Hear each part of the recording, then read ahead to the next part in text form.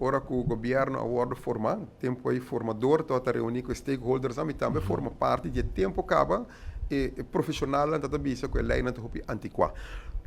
Lei não está datada de mais de 30 anos, ensinança está inovar cada rato, agora que o grupo na mesa está vai detectar quatro artículos não que tem que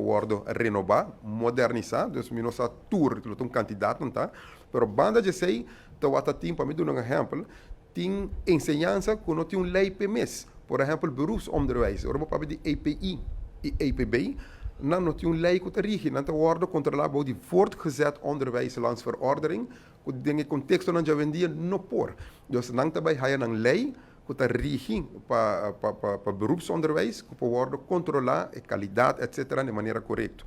Inspectie, por exemplo, que também tem que controlar a qualidade de ensinança e diferentes outros aspectos, nunca tem uma lei. Durante o mundo, uma inspecção tem uma lei, e sabe que você marca com e tem que controlar, que você aciona, que por tuma, então esse aí também nós também traz. É uma combinação entre lei antiqua que está renovada, diferentes artículos, expertos não juntos vai determinar isso aí,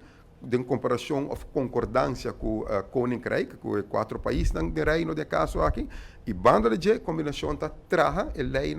que ainda não está existir. E também tem mais reto, não tem que reto, por exemplo, tem IPA, agora que está preparando os maestros, não está cai de voortgezet onderwijs. Que tem tempo não aqui, tampouco está quadra. Lo está mais melhor, isso aqui lo vir debate